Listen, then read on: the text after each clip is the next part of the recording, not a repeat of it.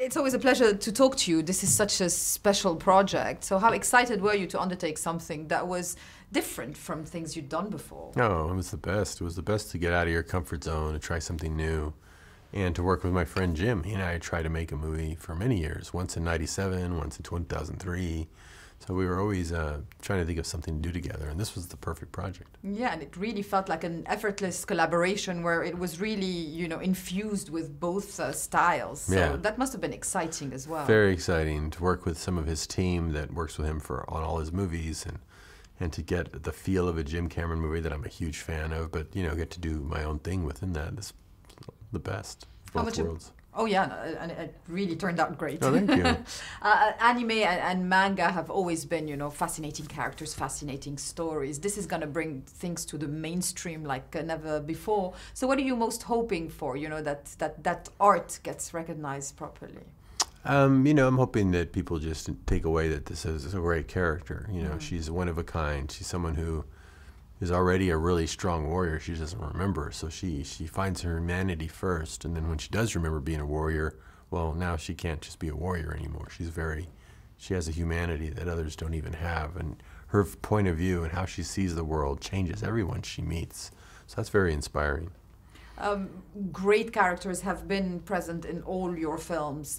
When it's such a big blockbuster kind of genre, how much do you keep in mind that, the characters are the most important thing? It has to be intimate for the characters, and then the big blockbuster is the background. Yeah, I mean, this one I had to think about that the most because it is such a big blockbuster. There is so many layers of effects. There is so many things that can take up your time and interest and attention. So I knew that the way Jim Cameron works, he's very attentive to all of that, but he's more attentive to the character and the story, and to do it justice, you have to make that your focus. Tell us about Rosa and how difficult she was to find. I'm sure she was worth the wait. Definitely was worth the wait. I'm glad we didn't make the movie earlier because we wouldn't have found her, and she drives that performance so incredibly because she's so full of life. You could easily have cast a very stoic actress in that role, and it would work. She's a warrior. But Rosa is so effusive and so, lively that it really ignites the CG and brings it to life to where you can really relate to her and you forget she's even CG after a while. Oh, absolutely. I was just talking to John and asked him about, technology and how it helps tell stories with the advance of technology. He said it makes it easier, but it also makes it more difficult because you have a lot of choice. So what's your stand on technology and storytelling? Yeah, no, I mean, you have a lot of choices, but even in live action, you have a lot of choices, and you just have to be decisive. So it's really about making a decision and sticking with it. But I love the freedom that it offers, that you can do anything now. Anything that your mind comes up with, you can make happen. So that's really exciting. May I ask what was most technology challenging to show on screen?